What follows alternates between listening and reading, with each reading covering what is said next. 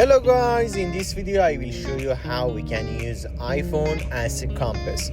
Before starting, don't forget to like and subscribe. Let's do this. You must find Compass app on your applications. Tap on it and now we can navigation. For example, north, east, the west or south.